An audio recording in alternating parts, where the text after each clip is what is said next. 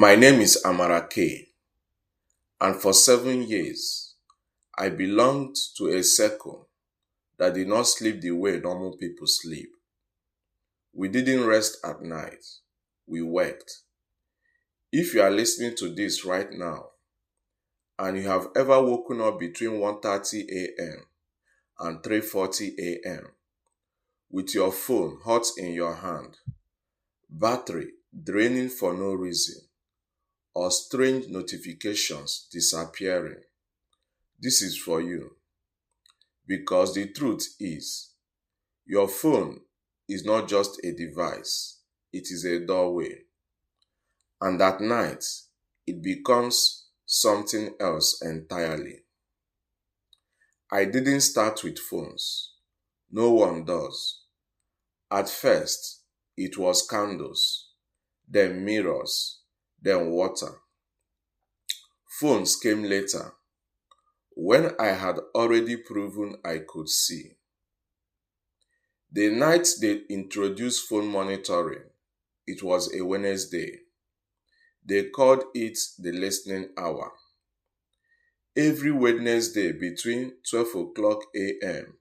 and 4 o'clock a.m., phones became spiritually active because most people are asleep, minds are unguarded, spiritual defenses are lowest, phones are closest to the body.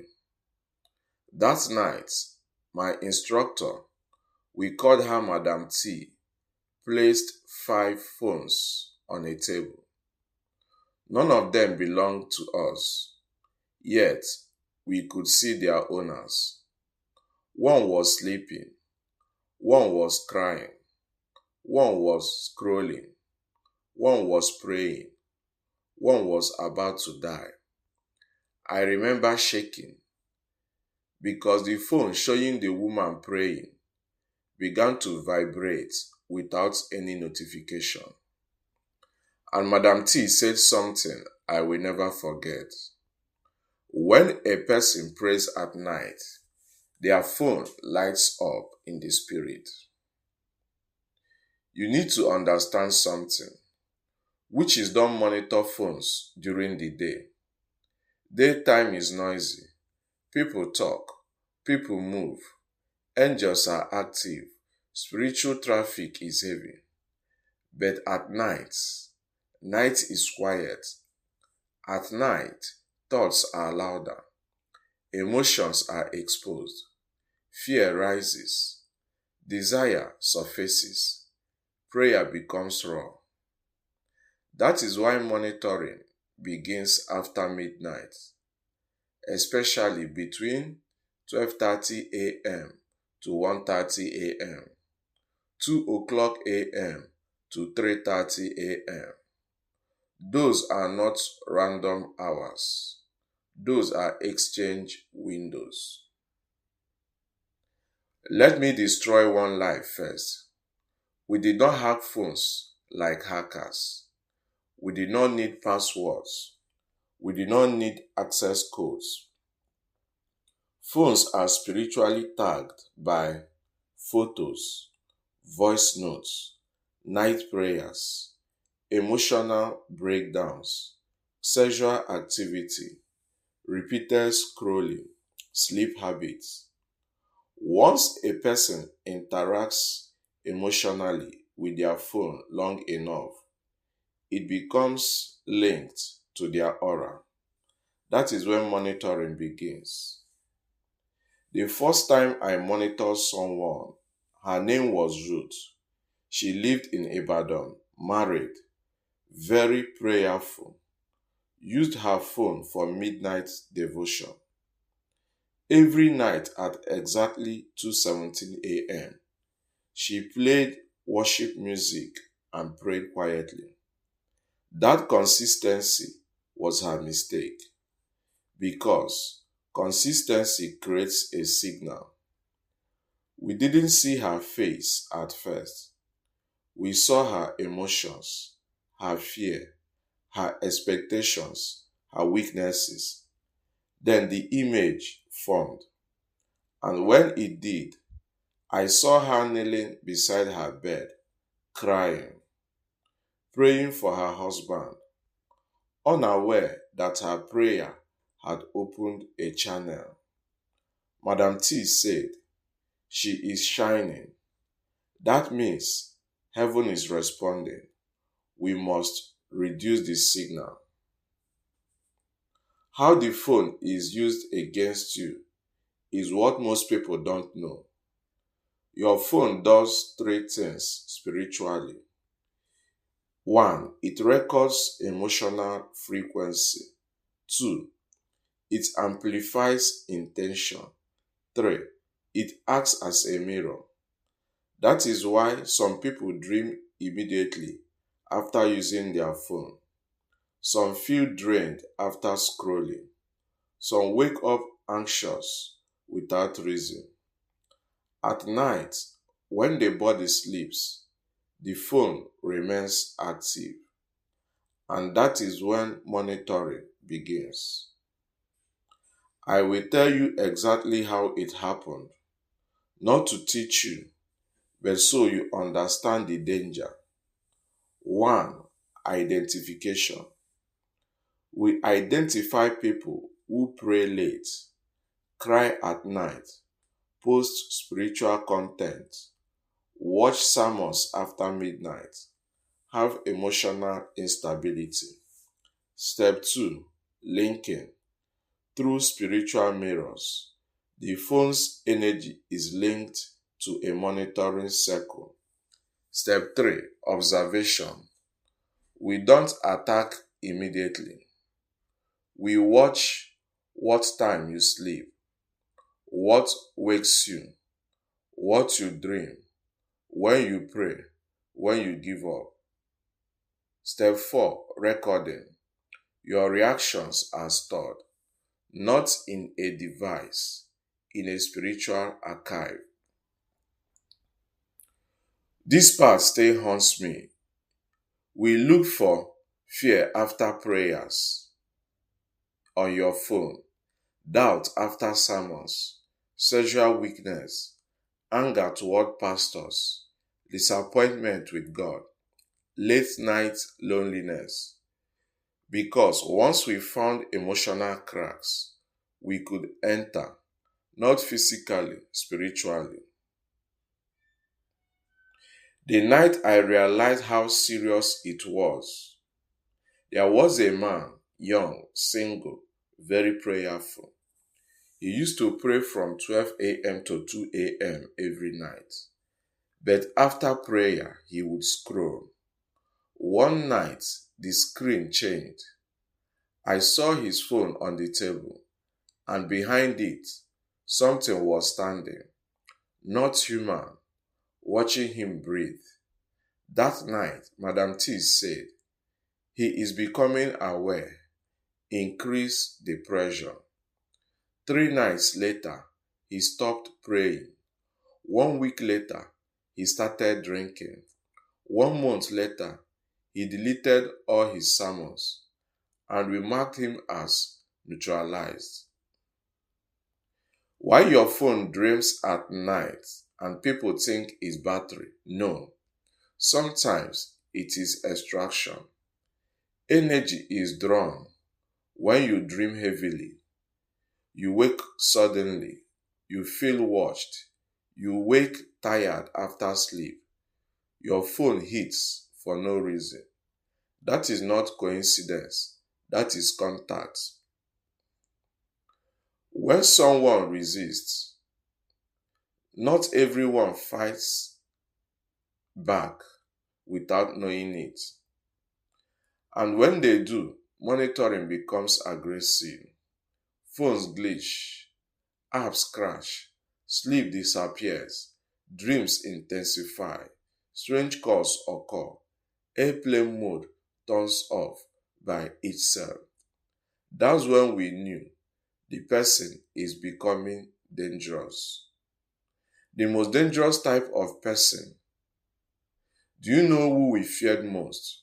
Not pastors, not prophets, but people who pray quietly, don't post online, Wake up suddenly to pray. Delete things instinctively. Feel led to shut doors. Feel led to shut phones at night. Those people were hard to track because silence blocks frequency. Madam T told us, never try to monitor someone who sleeps with worship music, Bible audio, or prayer playing. It burns. And she was right. One night, a girl played a worship song while sleeping. The screen lit up, then went black, then cracked, physically cracked. No one touched it. After that night, her name was removed from our list.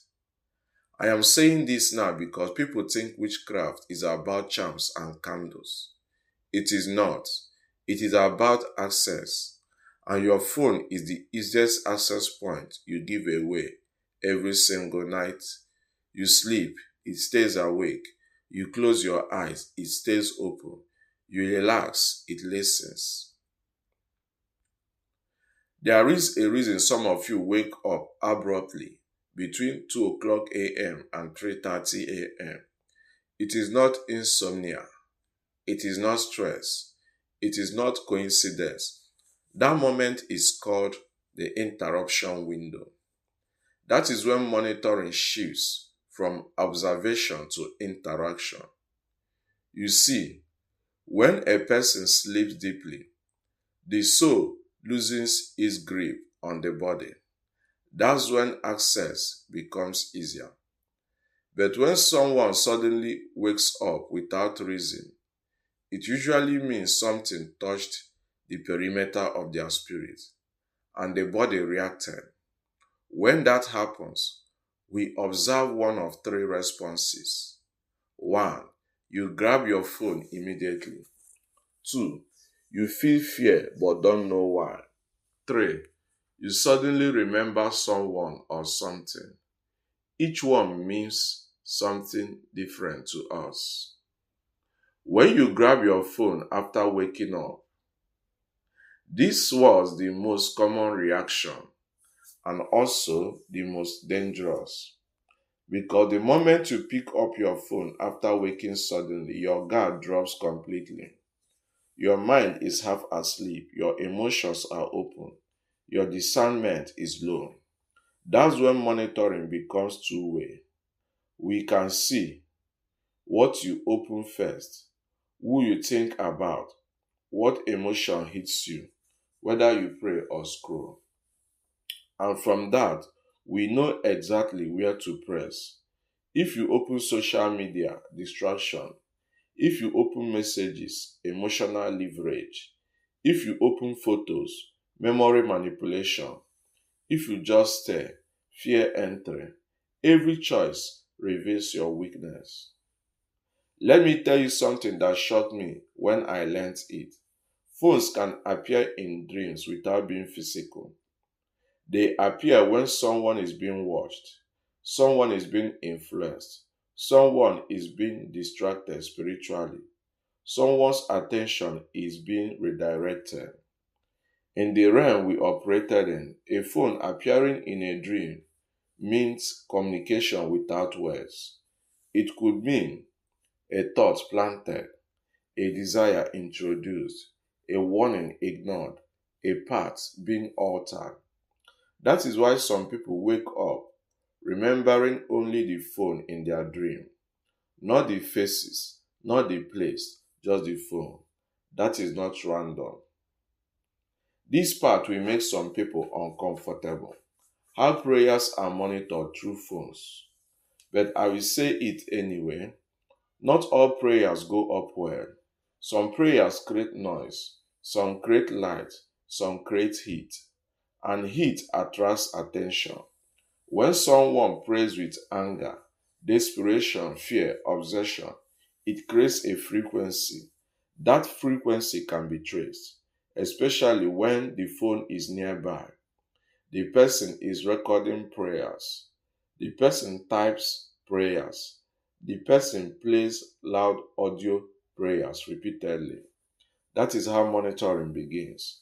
Not to stop the prayer immediately, but to study the pattern. Because once the pattern is known, interruption becomes easy. We watch for repeated prayer points, emotional peaks, weak moments, words spoken out of fear, times the person doubted. Once identified, interference started, not by stopping the prayer, but by introducing distraction, triggering exhaustion, causing emotional numbness, creating discouragement, sending confusion through dreams. The goal was never to fight prayer, it was to make the person stop praying willingly.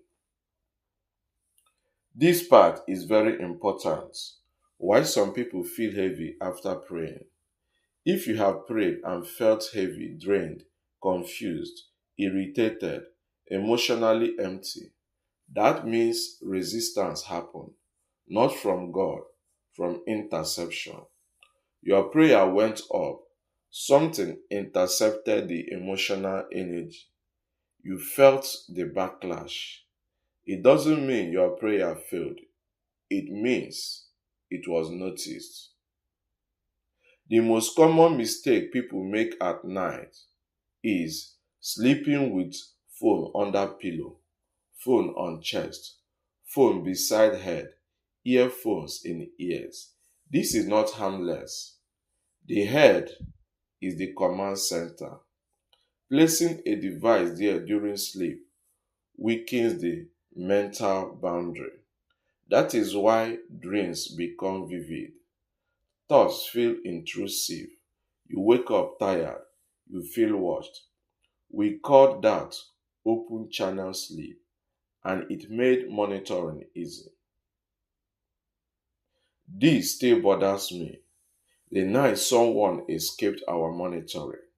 There was a woman, late 30s, very quiet, never posted prayers, never argued online, never overshared, but she prayed deeply. One night we tried to locate her. Nothing worked. No signal, no emotional tray, no access point. Then suddenly her phone went dark. Not off, not dead, dark. And I heard something I had never heard before. A sound like pressure breaking.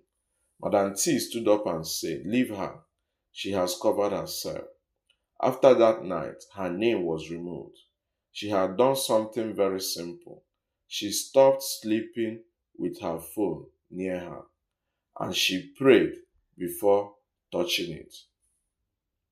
If you experience phone turning hot, screen lighting up alone, apps opening randomly, battery draining fast, phone freezing after prayer, it doesn't always mean witchcraft. But when it happens only at night, repeatedly, after prayers, it is not coincidence. It means activity was attempted. What we feared most is not fasting, not shouting, not deliverance services. We feared silent prayers, discipline, disconnection, phones turned face down, worship playing softly, scripture read before sleep. Those people became invisible, and invisibility is power. Monitoring is not permanent. No one can watch forever, but many people unknowingly invite observation by how they live at night. Your phone is not evil, but your habits determine what can reach you. And once awareness comes, the door begins to close. How we knew someone was about to break free. There was always a sign, not something dramatic, not lightning, not shouting, something quiet. When someone was about to escape monitoring, three things happened almost at once. Their phone stopped responding normally. They became less emotionally reactive. They stopped explaining themselves to people. That last one was the biggest sign. When someone stops trying to explain, defend, or prove anything, it means their spirit is no longer leaking energy. And once energy stops leaking, monitoring becomes useless. The moment we knew control was sleeping, there was a woman I watched for months. She prayed quietly. She cried sometimes, but she didn't panic. One night, her phone showed something unusual. Instead of activity, there was stillness. No scrolling, no searching, no emotional reaction, just silence. That's when Madam T said she has closed her gate. We tried again the next night. Nothing. The third night, the signal bounced back. That only happens when access is denied. What it means when your phone falls or cracks. Many people don't know this, but sometimes a phone breaks to protect the person.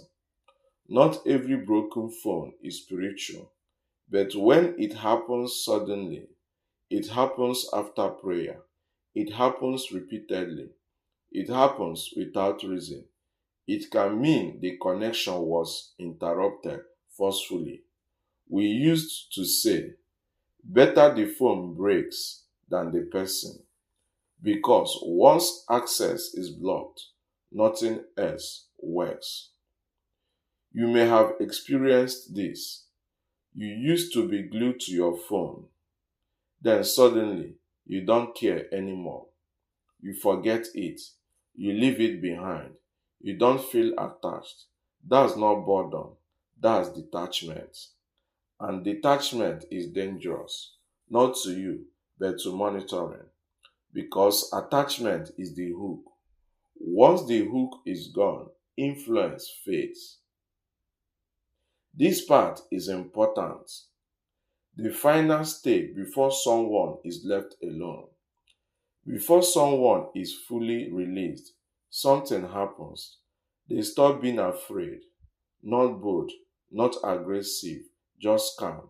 No panic, no obsession, no late night scrolling, no emotional spirals. That calmness creates a silence that can be penetrated. At that point, monitoring becomes pointless because there is nothing to feed on. People think it's because the attack stopped. No, it's because the person stopped responding. This is why some people are left alone after years of attacks. The truth is, monitoring feeds on reaction. When reaction stops, interest dies. And when interest dies, access closes. Phones are not evil, but nighttime vulnerability is real. What matters is not the device, but what you allow to follow you into rest. If your nights are filled with fear, anxiety, endless scrolling, emotional exhaustion, mental noise, then you are exposed. But if your nights become quiet, intentional, and grounded, then nothing has permission to stay. Not everyone being monitored knows it, but everyone who becomes aware eventually becomes unreachable. And once you become unreachable, you are no longer a target. Heavenly Father, say this prayer. I come before you tonight with humility and reverence.